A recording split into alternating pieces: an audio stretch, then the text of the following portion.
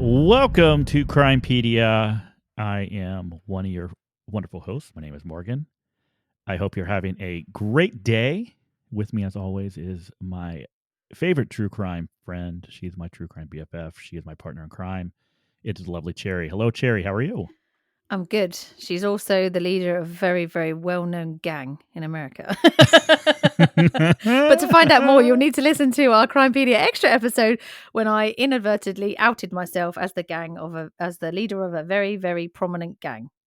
It's all completely untrue. Yeah. It was just me and my big mouth.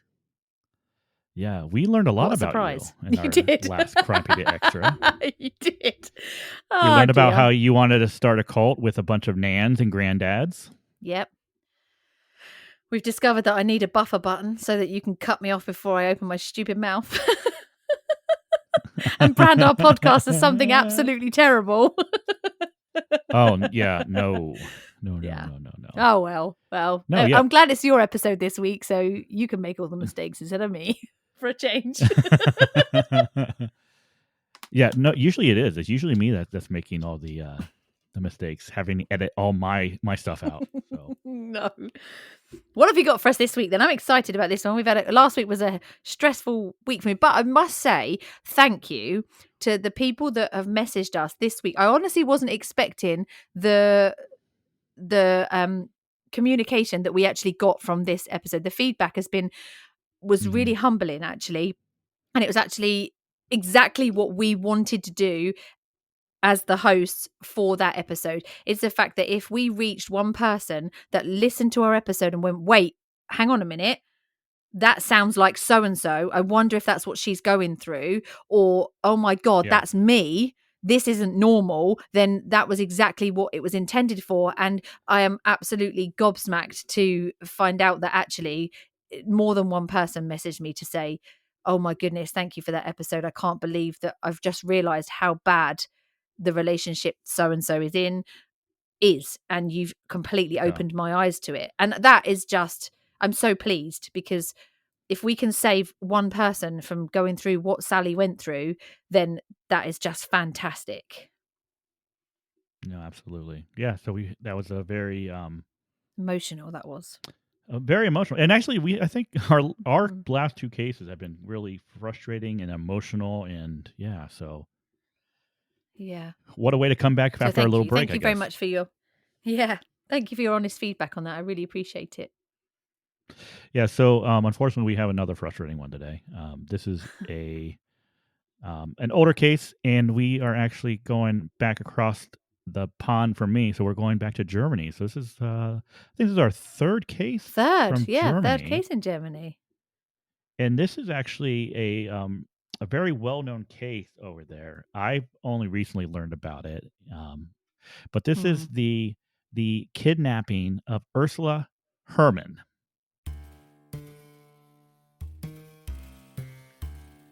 On September 15th, 1981, Ursula Herrmann, a 10-year-old girl, rode her bike home after visiting with a cousin. She would never make it. This event marked the beginning of one of Germany's most debated and infamous criminal cases in modern history. This is Crimepedia, and this is The Girl in the Box.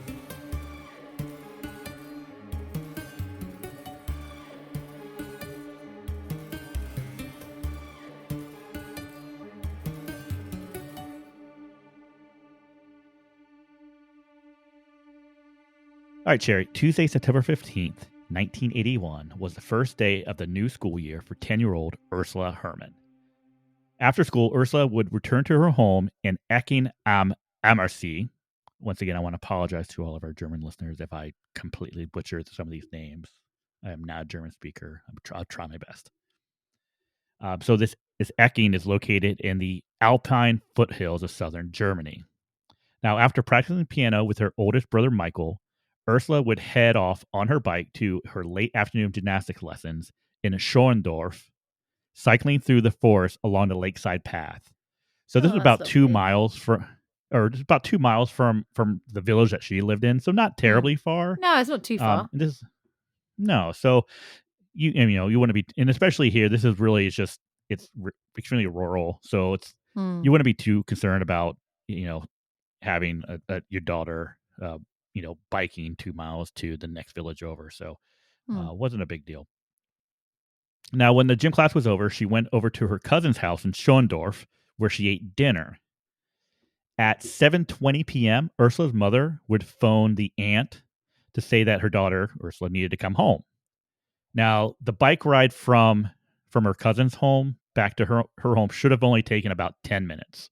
So, really close to being home. Mm. Now, a half an hour later, Ursula still had not arrived home. Her mother would call back over to the aunt's house again, learning that Ursula had left her cousin's place about 20 minutes prior. This, of course, would create a sense of worry to her mother. Yeah. Obviously, right? She should have been home at least 15 minutes Mm. ago. Um, Now, as soon as she found out that she had left 25 minutes ago, she hadn't been home. Ursula's father and her uncle would go out into the forest to start looking for her, and so they were both coming from two different ways. So they should have obviously met right in the middle, and their hope was they would have run into her somewhere along the path. Mm. Unfortunately, they did not find her.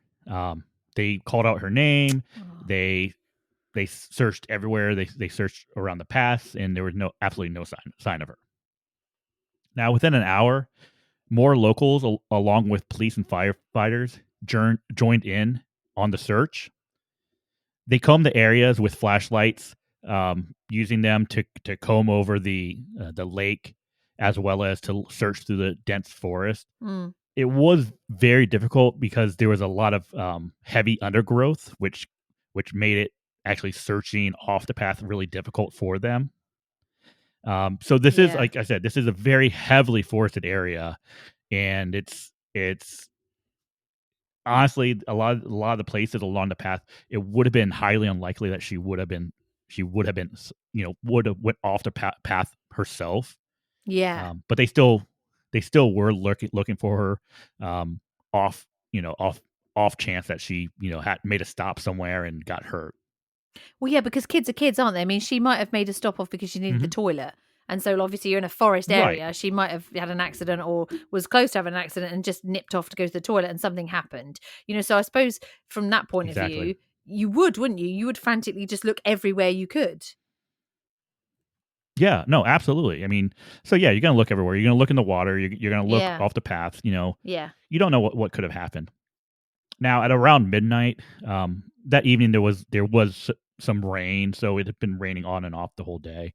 Around midnight, um, one of the search dogs ended up directing its handler off the path, which would lead them to Ursula's abandoned red bicycle. Oh no. However, there was no other trace of her anywhere nearby. So they were able to find her bike, but Yeah.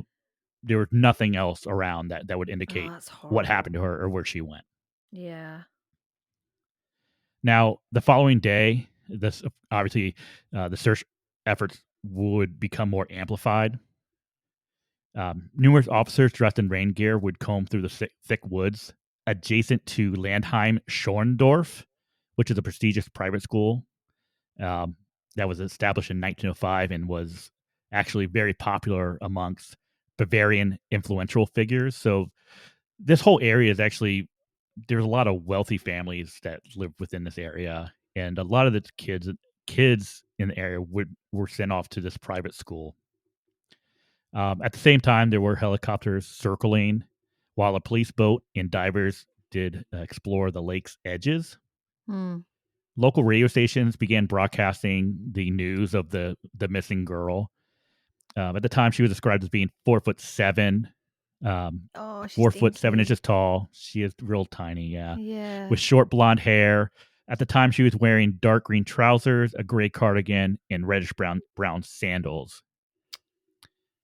Um, 2 days after her disappearance, there was a very strange phone call that came into the Hermans' home. When the line was picked up, Ursula's parents were met with silence, followed by a jingle that they recognized from the Baron 3 radio's traffic updates. So it was silence and then all of a sudden this jingle, right? So Hmm. really strange. Now, the mysterious and call would repeat over and over.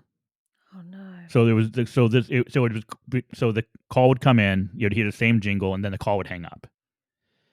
This would happen at least 3 more times over the next several hours. The local police, which were now at this point operating from the Herman's home, began documenting all of these calls. Well, yeah, because you'd wonder, wouldn't you? Is it her trying to call and she can't say anything, or is this somebody Mm-hmm. being torturous and just trying to torture you? You know, is she Yeah. okay? Has somebody got her? Are they just doing this just to hurt you? That's horrible.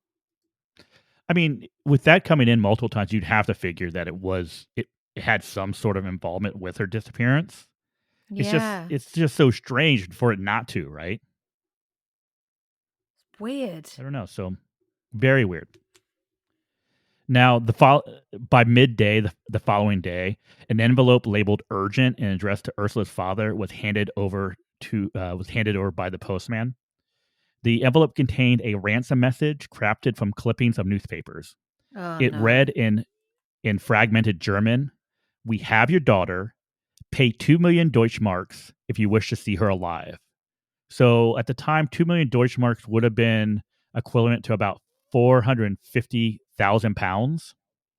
Right. So a substantial amount of money, especially in Mm. 1981. That is a lot of money. Now, the kidnappers mistakenly anticipated the letter to have reached a day earlier, and in the letter, it actually mentioned their intent to use the jingle as an identifier during the calls. So the calls that started the day before were an indication, like, hey, this is us. Yeah. Now they would warned the Hermans, inform us whether you're paid or not.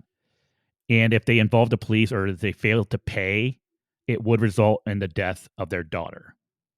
Oh God, So, I can't imagine that. That must be horrific to know that someone's got your child oh, and that they're threatening to mm-hmm. do harm to her if you don't pay them. I mean, that's terrible. That's a horrible thing to have to deal with as a parent. Very, very horrible thing to deal with. I couldn't imagine it. I would never No, want to imagine that. no, that's horrible. Now, that afternoon, when the phone rang and the jingle sounded, Ursula's mother immediately committed to paying the ransom. So as soon as she picked up, she said, we'll pay, we'll do whatever you need. Of course, Now, yeah. You do whatever after, you do whatever you could, wouldn't you? no, absolutely, absolutely. Seeking assurance, she pleaded for confirmation of her daughter's well-being. She did this by asking whoever was on the other line what names she gave her two stuffed animals. Good idea. Now Try and make sure it's actually her and she's there. that Yeah, good idea. exactly. Now met with silence, desperation would take over, and she began yelling, "Talk to me! Say something! Something from Ursula!" So at this point, they don't even have confirmation that Ursula's even alive. Yeah, they don't even know that they're the people that actually have her. Later that evening, another letter from the captors was sent, which would arrive on Monday, September 21st. The note contained oddly detailed directives about the ransom payment. They demanded the funds and used $100 Deutschmark notes neatly packed in a suitcase. The drop-off location remained unspecified, with the stipulation that Ursula's father should be the one to deliver it. Now he was to drive alone in a yellow Fiat 600 maintaining a speed no greater of 90 kilometers per hour, which is 55 miles per hour. That's very strange to Why? Yeah, me. why would they say that? Like, what does that matter? What speed he's going? That's weird. I don't know. Like, Like, what does it I matter? have no idea why. Yeah, I don't know why it would matter. Like, even if it's like, okay, well, we want to make sure, we want to make sure that he gets there at the right time. And so if he's going 55 miles an hour and we're 55 miles away, it's going to take it. I don't know. It's really weird No. that they have those Why specifics. would they specifically ask for that? That's weird. No, it's very strange. Now, unlike many in Ecking and the parents of students at the Schorndorf boarding school, the Herman family, they were not affluent at all.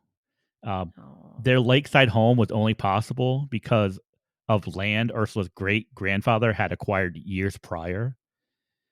Now, luckily, a kind hearted neighbor contributed a portion of this ransom that was requested, while the government committed to fund the remaining balance. So this they weren't a wealthy family. So this amount of money that they're asking for, it wasn't like the people knew like, okay, they're going to have money and we'll be able to get it from them. So How they actually had to get heartbreaking. money from other sources in order to even Yeah. offer How it. heartbreaking must that be to have your daughter being held captive by somebody and knowing that you don't have hmm the funds to pay to get her back? That just must Yeah. be horrific. It's bad enough if you had the I funds, mean, but if you don't have the funds, that must leave you feeling pretty desperate. That's yeah. horrible. That's So I really think horrible. so it's weird because you would think that this is a small community. You would think that you would know who had money, who didn't have money. So it's almost like It sounds whoever like took her. kids has got no concept of the value of money. So hmm it sounds Yeah. to me like people that don't really understand because when children thinks that money's endless, don't they? They have no concept of money and how much people have got. They know the difference between hmm somebody who's got a very poor life and somebody who's got a more affluent life, but middle of the road life and very affluent life is very it's samey, isn't it? Like dad drives a nice Yeah. car. They don't know that dad's got that on finance and things like that, you know? It's hmm so that sounds very and it sounds very kiddish to me for some reason. I Yeah. don't know. I'll see what I think as you go on. Yeah. No, I mean, I agree, but I think it's and it's also the same where it's like whoever's doing this, they don't know that the Hermans they don't have this money, Yeah. so it's like why would you? So I don't. I Yeah. feel like it's not even like a. It's like a not a target. It doesn't sound like a targeted attack or a targeted kidnapping. It's No. strange to me. Yeah, that is It's very strange. strange. Now, the Hermans at this point they were anticipating further directives in regards to how to get the money to them and how to get Ursula back. However, Mm. after this, it pretty much went silent. There were no letters nor calls that are being received. Oh no. And the police were also having issues. So they were trying to grapple all this with really having absolutely no leads. So there were like Yeah. no good leads into kind of like pointing them where they should go, where they should look. Now, after 2 weeks, they decided to go ahead and search the forest again. Okay. Mm. Over 100 officers, which were supplemented by 10 tracking dogs, were mobilized. The forest terrain was methodically divided into sections and then subdivided into precise grids. Painstakingly, each segment was searched, officers using metal rods to sift through the forest floor. On the fourth day, under a somber Sunday sky, with a vast majority of the forest already searched, Ursula had been missing for 19 days at this point. Mm. At precisely 9:30 a.m., a resounding shout pierced the calm morning. In a secluded clearing roughly 800 meters from the lakeside trail, an officer had encountered a solid obstruction beneath the earth. A colleague hurriedly joined him, and after clearing away debris and digging through a clay layer, they unveiled a brown blanket concealing a wooden Oh plank. no. Beneath it lay another board, seemingly on top of a box. Now, this box measured about 20 inches by 23 inches. Yeah. Close. It's basically very similar to the size like of a modest like coffee table. It was painted a mute green and secured with 7 slide bolts. Um, at this point, it was determined that there was a lot of urgency in get into this thing, so the police officer ended up prying it open. Unfortunately, Oh, you don't want to open be it there, do you? would reveal a heartbreaking scene. Ursula was laying inside, no longer alive. Oh no.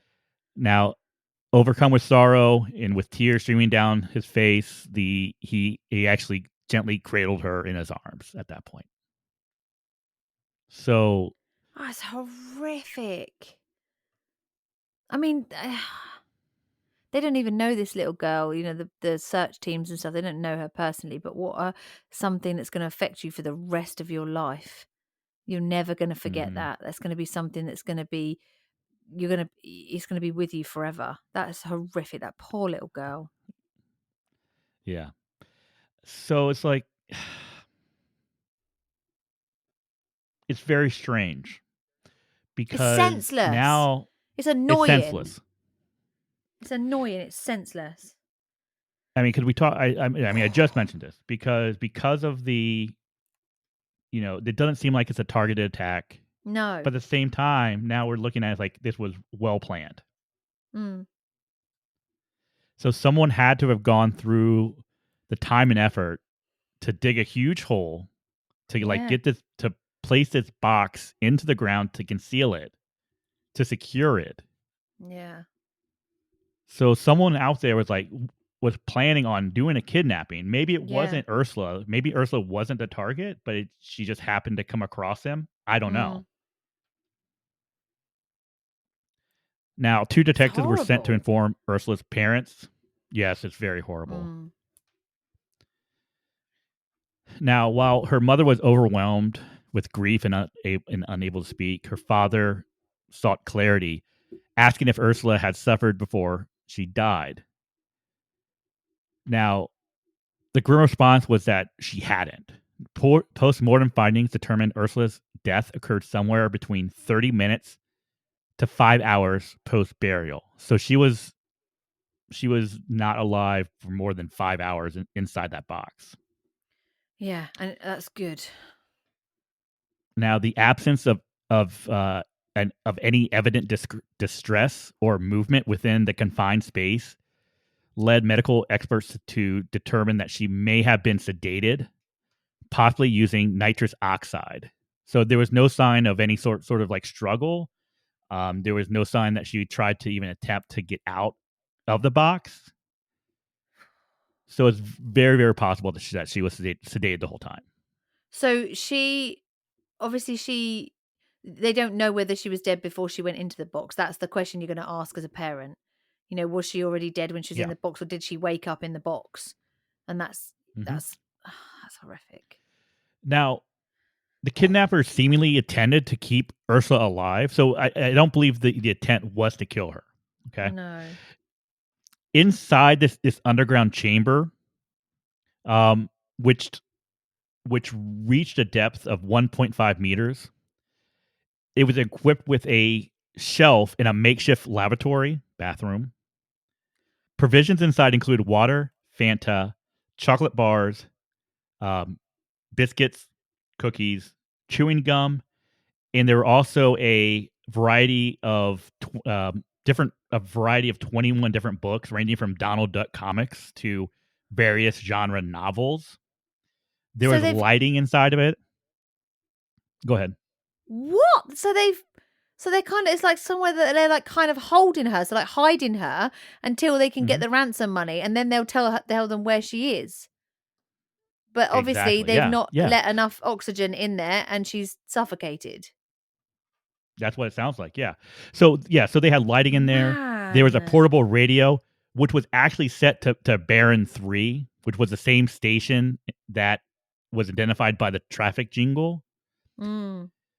The chamber did have a makeshift ventilation system, which was composed of plastic pipes that reached up to the surface.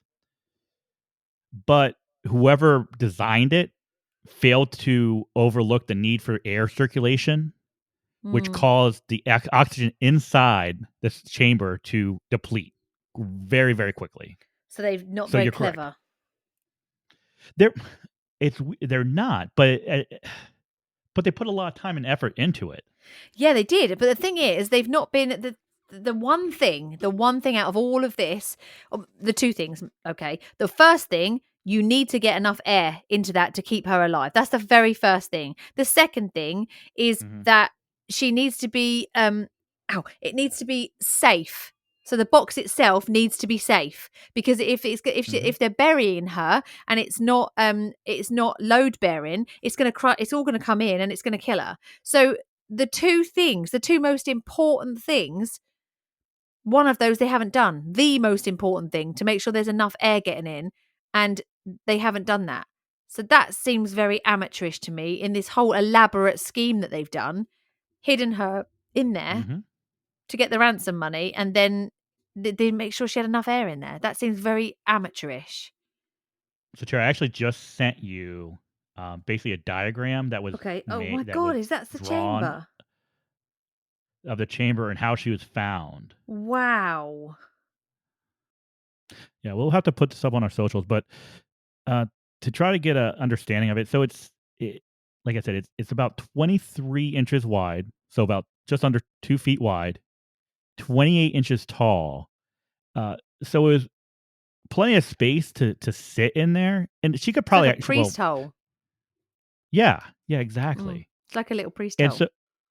so there was like a small little pipe, which was that went through the top of the box, which went up to the surface, Yeah. and that's really it. I mean, it looks like there's a shelf where there was some food. Um, where she was found sitting was basically the makeshift bathroom. Yeah. Um, so it seems like they intended to keep her alive. It sounds like they intended to keep her there until they were able to secure the money. So they had planned for her to be there for Mm. at least a while, it seems.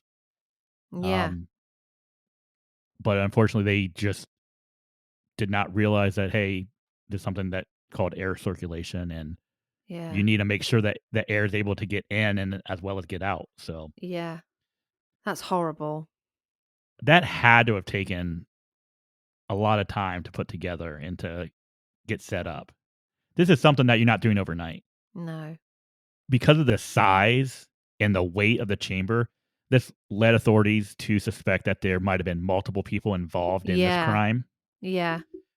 The box itself weighed 60 kilograms, so it was a heavy Wow. box, Yeah. and it would have required at least two people to transport it. And to dig the hole. They and to dig the hole, absolutely, yeah.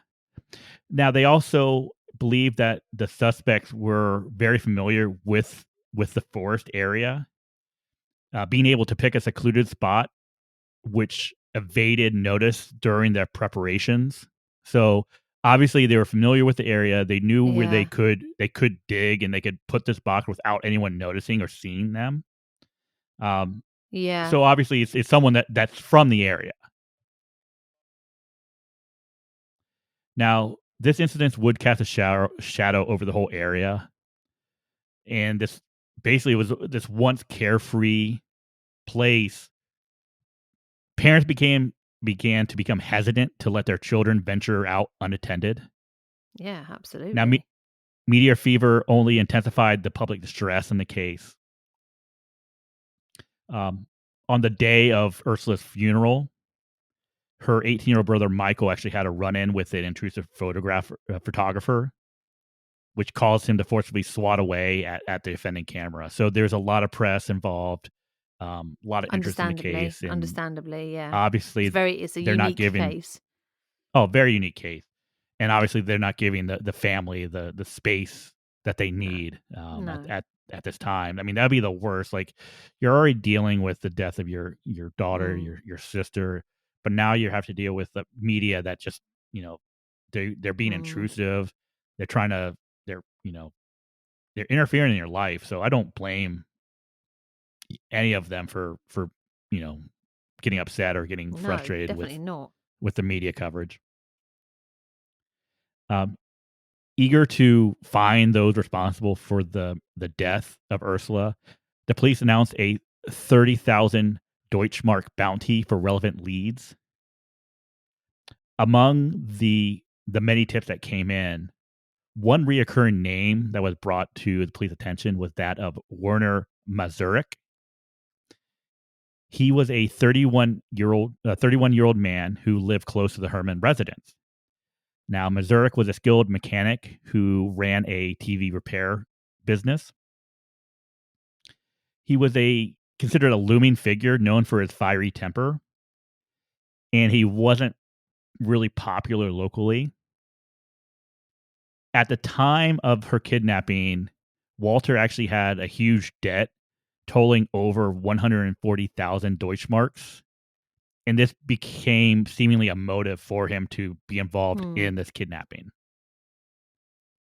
A week after Ursula's body was discovered, police would question Mazurek. At first, he couldn't remember his whereabouts on the night of her disappearance. It would take him a day or so to actually recall that he had been playing a board game, Risk, with his wife and a couple of friends the night that Ursula went missing. However, a search of his property found no evidence tying him to the crime. So there was nothing that they found that was like, okay, obviously he was involved. Later that month, investigators found a fingerprint on duct tape attached to the box. They would go ahead and fingerprint thousands of people, including Walter Mazurek, but no matches were found to that fingerprint. Now, despite lack of concrete evidence, police continued to suspect Mazurek's involvement. In January 1982, they detained him and two of his acquaintances for interrogation, but released them several days later. A month after, another associate of Mazurek's, Klaus Pfaffinger, an unemployed mechanic with alcohol issues, was brought in for questioning. This was after his landlord, seeking owed rent, reported seeing Pfaffinger with a spade attached to his moped around the time of the crime. After initially denying any involvement, he made a startling declaration during a moment alone with a police secretary. He said, "What if I know something?" Upon the return of the interrogators, he claimed that Mazurek had hired him to dig a hole in the forest for a sum of 1,000 Deutschmarks in a TV. He also alleged seeing the box in the hole he dug. So now you have a person saying, "Yeah, I was paid by this guy to dig a hole, and I saw this box inside of it." Now, hoping for some sort of resolution, the investigators would take him into the forest, asking for him to pinpoint where the burial site was. However, his inability to do so led him to retract his statement, stating, "I'm revoking this confession. It's not true what I said." In subsequent interviews, he consistently denied his earlier claims and was ultimately released without charges. So now you have an unreliable confession, right? He was unreliable in the first place, though. He really. Oh, no, absolutely. Absolutely. By mid-1982, with his reputation further tarnished, Mazurek considered relocating from the area. Now, at this time, the primary detective on the case was replaced, and the focus shifted to a broader set of suspects.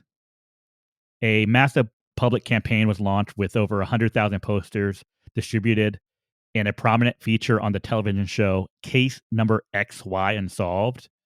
Apparently, this show, I hadn't heard, obviously, I haven't heard this show because I'm not from Germany, but this show actually would later inspire shows like BBC's Crime Watch and America's Most Wanted. Dateline, that kind of stuff. Yeah. Yeah. So this was like one of the first like early, true crime, yeah. case type shows. The new investigative team discovered further details about the kidnappers' techniques, such as an alert system using wires. However, leads on other potential suspects were fruitless. Now, as the decade came to a close, the probe actually lost momentum, and Ursula's tragic case remained etched in the nation's memory. So basically, at this point, it became a cold case. So nothing further was really learned, and there wasn't really tips weren't coming in, and we were no closer to finding out what happened to Ursula than No. the day that she was found. In the mid 2000s, the Bavarian State Criminal Investigation Unit revisited its unsolved cases. Obviously, the Ursula Herrmann case was on top of their list. Yeah. By this point, it had been featured at least 3 times on case number XY Unsolved. This case was a lingering black mark on the local law enforcement record. Now, by this point, we had investments in DNA. The prosecutors at this point hoped for some sort of breakthrough. All evidence from the ransom notes to the box Ursula was found in underwent thorough re-examination. Several distinct DNA profiles were established from hairs found, and in 2007 there was a promising development. This is really strange, okay? So DNA from a screw on Ursula's box Yeah. matched that from DNA that was recovered from a glass at a crime scene in a Munich penthouse where a wealthy woman was killed in 2006. However, the primary suspect for the crime where the wealthy woman was killed in Munich was the victim's nephew, who was a young child during Ursula's disappearance. No way. So That's weird. I don't know how his DNA ends up in the box, and then he's also now he gets done for another crime, but he was a young child at the He was time. too young then, but then that could mean that those screws came from where he lived. So did they Yeah, come from his obviously, yeah. household or somewhere, that he had access to as a young child? He's obviously Mhm. touched those screws at some point. So then I'd be looking at the family where he Yeah. resided at the time. Now this is what's strange. So a comprehensive forensic review ended up concluding that the two cases were completely unrelated. Yeah. So while the nephew was eventually convicted of the Munich murder, there was no evidence that he had any sort of involvement, obviously, in Ursula's kidnapping, and they couldn't find any sort of connection between him and his family and Ursula's kidnapping. So really, this DNA match remains a complete enigma. Yeah, it does. So It's I don't know how you explain that. I don't know how you explain that. Well, at some point, he has obviously come into contact with those screws. So it's just He explaining had to have. how. How has he come into Mhm. contact with those? At what point in Yeah. his life, if that screw was only used on that box, and ever since that they've been on that Mhm. box, they've been in a police evidence bag, then obviously he hasn't touched them since the box was pulled out of the ground. Therefore, he must have touched them before the box went in the ground. So how? If his Yeah. parents own a hardware store, that explains things, but if they don't, then how has that kid got his DNA onto those that were used in the box of a young girl that's stuck in there? That Mhm. he's obviously been playing with those screws at some point. He had to have. I mean, Mm. his DNA isn't gonna jump from him to No, these screws magically. that he has had no contact in. Yeah, That's no. right. It's very strange. Now, so by, you know, within the last 10 years, this actually trying to figure out and solve Ursula's case became very important because time was of the essence. Yeah. Ursula's Kate Ursula's death was categorized as a kidnapping resulting in a death, which has a 30-year statute of limitations. Right. So if they weren't able to solve it by 2022, or I'm sorry, 2021, Then whoever that's it. responsible for it would not have been able to been charged with any crime. Wow, that's really So bad. around 2016, this was so with 5 years to go, I mean, they were really hard pressed. We have to figure this out. We need to get this solved. At that point, they decided to go ahead and return to the suspects from the 80s. And once again, they found Klaus Pfaffinger, who had once claimed to be involved. By this point, he had passed away, so they couldn't do anything further with him. They found that Werner Mazurek was still alive and residing in northern Germany, where he was managing a boating accessory business. Zurich was put under observation, An undercover officer was assigned to get close to him in his personal spaces, which included having his car and residence bugged. His home would end up being searched and a saliva sample was taken. The DNA results revealed no match with the profiles from the box. So, with them not able to connect him using the DNA from his saliva, they looked for other ways to try to connect him to the kidnapping. They were able to do so by an item that was actually taken from his house, which was an Right. old reel to reel tape recorder. So, so going back to the days after she had been kidnapped, Yeah. remember they were playing a jingle, which was from the Baron 3 traffic report. Right. Experts decided to try to figure out if it was possible that this reel to reel tape recorder could have been used to record that jingle. A sound expert who had access to the original recordings of the 1981 calls spent months conducting tests on the tape recorder, ultimately concluding that it was indeed used in the kidnapping. All right. So with that, um, Walter Mazurek was arrested and flown to Augsburg to face the trial. Actually started in. Let me restate. Blah blah blah blah blah. I really don't like how I had this ended. Ended. So let me. Just give me 1 second here. Okay.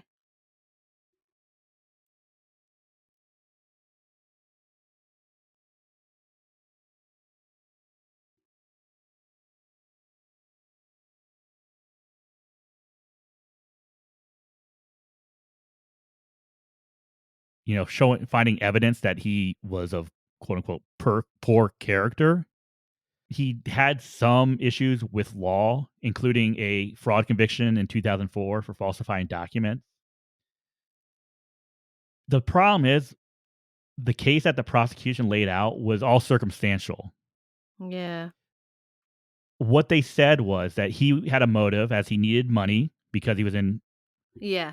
a large amount of debt. He had the means to secretly build a box because he owned a workshop.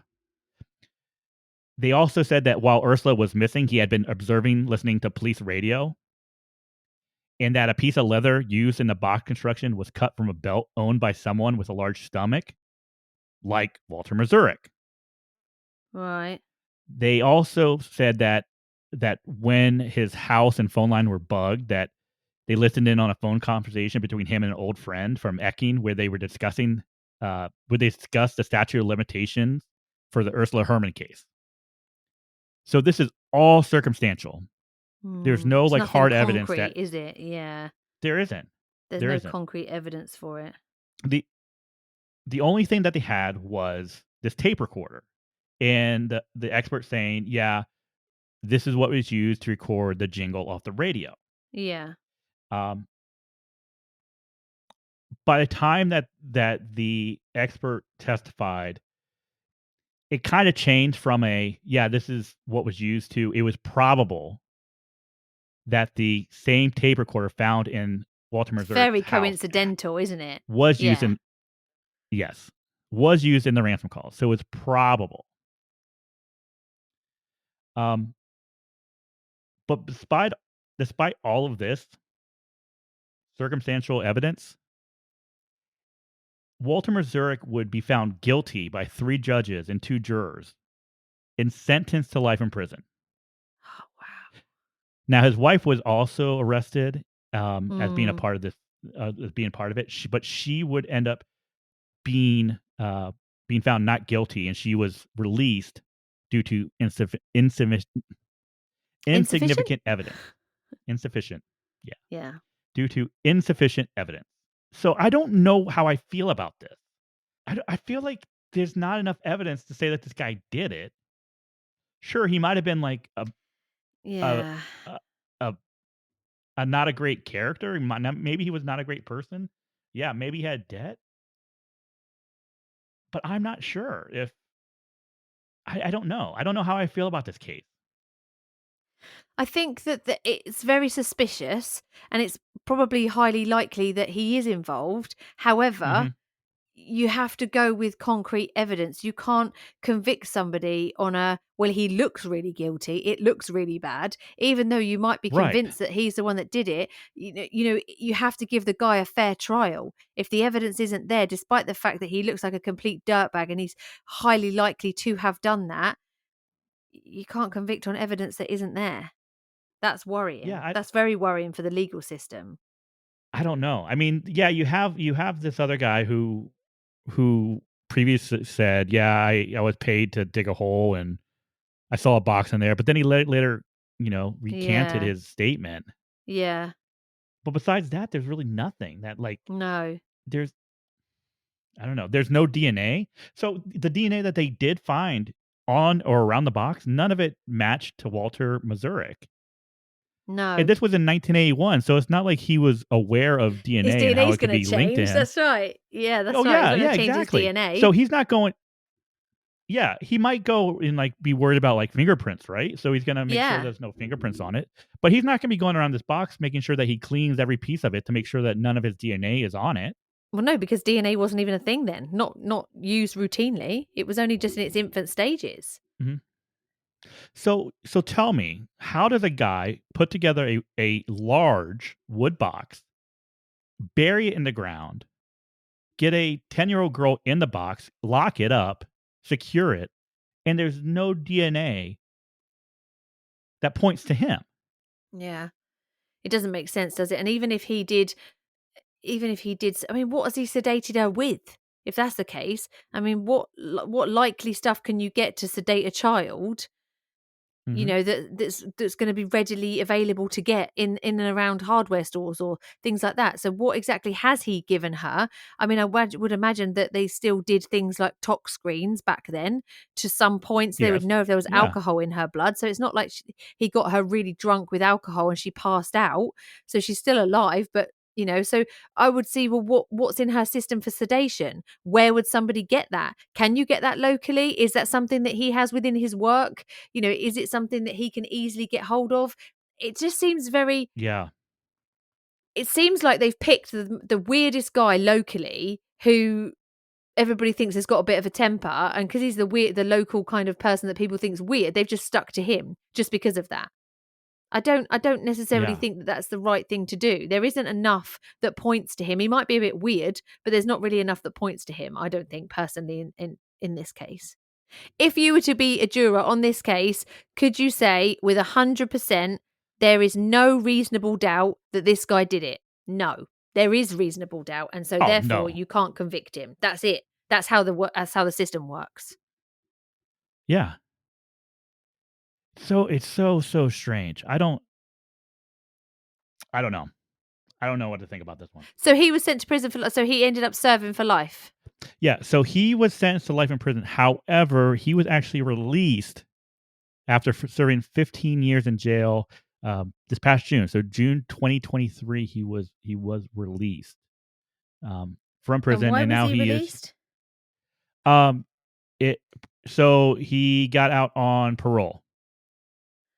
So he has served his whole time. He's basically served his time that he would have been that is the right time that he was actually convicted for, and he Mhm. might not necessarily have done it. So that guy has spent all that time in prison for something that he not necessarily did. Yeah. That's harsh. No, That's really exactly. So harsh. he's out. He's trying to prove at this point, he's trying to prove his innocence. He's still claiming his Yeah, innocence in the case. Um, good for him. I don't he think it was I mean, him. at this point, I can't say it was him either. I can't. I I I can't say I that. can't say it is. I can't say 100% yes, it was him. I don't think the evidence is there to say that. In which case, that means that the person that did do it, if you can't 100% say this guy did it, there's a huge chance that the person that did do it has been walking free this whole time.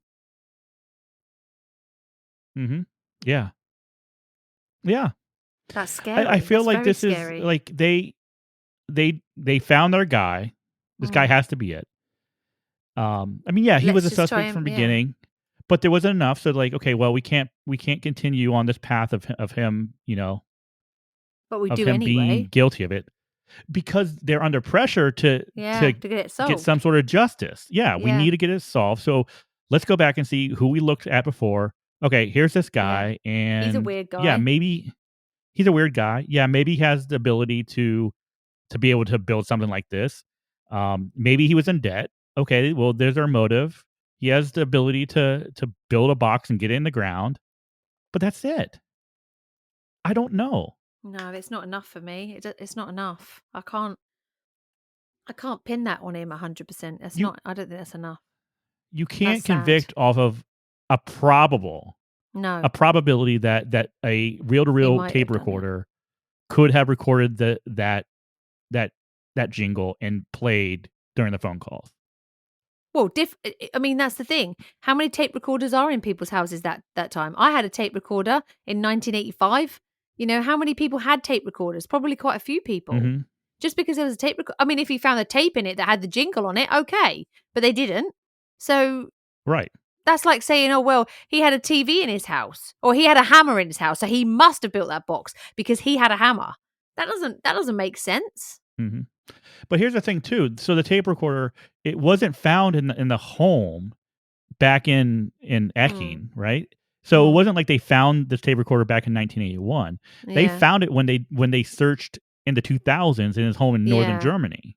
yeah. And so we don't even know if he had that tape recorder at the time No. of the kidnapping. He could have picked up an old tape recorder because he had tapes at home that he wanted to listen to. He could have Mhm. done it, picked it up at a jumble sale or something. You just don't know. I mean, Yeah, there's just not enough. There's not enough he evidence. actually claims that he actually claims that he purchased that tape recorder in 2007 from a flea market in Lower Saxony. There you go. There you go. I remember when I was a kid, we had a Spectrum. Do you remember the Spectrum computers? And you used to put Mm-mm, no. it was a black computer. Basically, it was like a black keyboard, right? And next to it, you had Mhm. a tape recorder, and you'd plug it in, and you had to put this tape in. You'd put it down, it would go, and it would load up the game, so you could then Oh, play the okay. game. Yeah. And we had one of these. We had one of these. Now, about I think it's got to have been I was early 20s. We were at like a jumble sale thing, a car boot sale Mhm. or something, and we walked past a table and there was a Spectrum. I think it was like a Spectrum 2000, something it's called, something like that. And we saw one and we're like, "Oh my god, we had that when we were a kid. Should we buy it?" Yeah. In the end, we decided not to because we're not going to use it, but we did think about buying it. And that was in when I was in my 20s, and I had that when I was like 11, like Yeah. 10 or 11, and Yeah. we saw it and we're like, "Oh, should we just try it?" Yeah. So that's highly probable that he did do that and he's telling the truth. So here's the thing. If they say that it's probable that this real tape recorder was used to record a Yeah. jingle and was used to play the jingle on these calls, Mm. if he didn't have that reel to reel tape recorder in 1981, then it's probable that he didn't do it. Yeah. Yeah, I don't know. This exactly. is it's crazy. It is crazy. Yeah. Wow. Yeah. So I was just looking it up. So I guess in Germany, the criminal code, according to the criminal code in Germany, a life sentence can be suspended after 15 years if the perpetrator did not commit any wrongdoing during the period of imprisonment. Oh, okay. So he gets off on good behavior.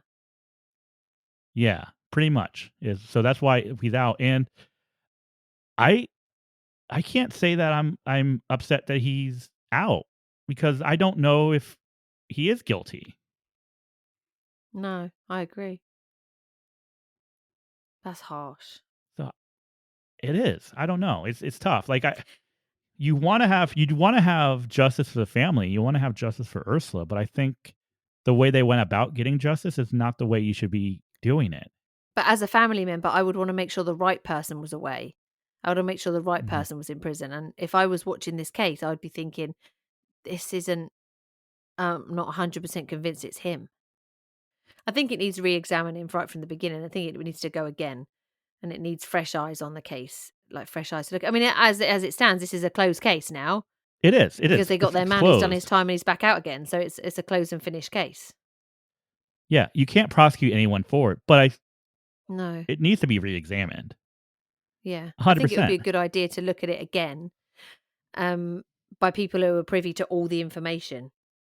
It's going to have to be Right. somebody who's privy to everything, because there's obviously things in this case that they haven't released to the public. There's going to be things that we don't know about that may make it Mhm. more certain that he did it. But I think it would do to. But they're not going to do it again because there's no reason. It's all in their eyes. It's a solved case. It's done. He's done his time. That's it. It's So not. they're not going to look at this again. There's going to be no need for them to look at it again because, as far as they're concerned, they've got their man. So it's They sad. didn't. Sad. They didn't. They Yeah. got a man. They got a Yeah. man. I'm not sure that they got the man. Not Mhm. based on what you've said today. I'm not 100% sure. I couldn't convict him on that evidence. That's for I sure. couldn't either. So that was our frustrating case for this week, Cherry. Wow, thank you very much for that case. That was a very frustrating case. Yeah. I don't know. I'm still sitting here. I'm like shaking my head and I'm just like, I don't know. I don't Well, know. hopefully Walter ends up getting somebody to look at it again and proves his innocence, because that must be horrible if you are living a life knowing that you are not a child murderer, but everybody thinks you Mhm. are. I would be fighting tooth and nail to try and get my name cleared if Oh, that was me. 100%. You would not give up. I 100%. would not give up on that. I would keep going and keep going. Yeah. So I hope if he didn't do it, I hope that he does keep going and keep fighting that so that people know the truth about Yep. him, because that's not a very nice cloud to live under. I think he was an outsider in the area. Mm. You know, he was different from everyone else in the area. People thought he was a weird guy, Just and the obvious obviously, choice. yeah, that's exactly. I think that's all it was. Well, thank you very much for that. We have, at the end of each show, if you don't listen regularly, you won't know, but if you do, then you know what's coming. We have, at the end of each show, to make you smile, something we like to call Dumb Criminal. Hey, you's a dummy, and you's a piece of shit. So today's case is a funny one for you. So two burglars were going through burglarizing an apartment in Brazil, and they were disturbed by police. So police now know that the burglars are inside. So what they did was they jumped out of a window with a stash of jewelry from the apartment. They got away, but soon afterwards, the police picked up two men that were acting very suspiciously, not knowing that they were the people from the burglary. Now, whilst in custody, one of the men started to report of being very ill. His condition worsened and he needed hospital treatment. So they took him Mhm. to the hospital and doctors x-rayed him. When they x-rayed him, the problem was pretty clear. 2 rings, a necklace, and a pendant were all stuck in his esophagus. Oh shit! So Oh the my god! x-rays showed that he had swallowed I mean, how ridiculous. When that comes out, they're going to be able to prove that that came from that burglary and you are Yes. stuffed, basically. So Oh my they gave him, god! he had to have surgery because it wouldn't come out. So there was obviously no way to fit him up for this because they actually cut it out of his body. The apartment owner identified all the items and the person was then sent to Oh my prison for god! burglary. What I a bet you. dummy. I bet you before this robbery they watched the Goonies, and he was like, Yeah, "Oh, mouth, yeah. put all these jewels Yes. and stuff in his mouth." In I your could just mouth. imagine that, like, Yeah. "Oh my!" And then you remember Yeah. Mama Fratelli, "Oh my That's god!" right. He kept pulling out like all the beads and pearls and And when they squeeze his cheeks and they all come out and he's spitting out rubies. yes. So do you know, it doesn't tell you how old these two burglars are, but you know that they have got to be 80s kids because Oh they yeah. definitely watched the Goonies before burger. But I mean, what Mhm. on earth makes you think, oh, I'll just swallow these? That's What? stupid. It is It has to come absolutely out dumb. one way or the other. Yeah, and you don't want to be rifling through that to get your booty out, do you? It's No. not good. It's not good. No. No. That's not smart, people. No, so that is No, no, this no. week's Dumb Criminal. So very Thank dumb. you very much, Sherry. No worries. We will be back next week with another episode. In the meantime, let us know what you thought of this episode. What do you think? Do you think he was guilty, or do you think that this was a wrongful conviction? You can talk to us on Probably not best on Facebook, to be honest. I logged onto Facebook today and there was loads of messages that I hadn't seen. So if you want to get a message from us, it's probably best to do it on Instagram because that's something that we're both on quite often. We do get to Facebook, but Yep. not as often as Instagram. So yeah, Instagram, Facebook, Twitter, any of those, you can send us a message. But if you want an answer or you want us to see it, highly likely we're going to see the Instagram one. And we will be back next week, and it's Halloween weekend next weekend. So I think good. our episode drops on Halloween. So we're going to have a special It for does. you next week. Maybe a trick or maybe a treat. So for now, be nice. And bye.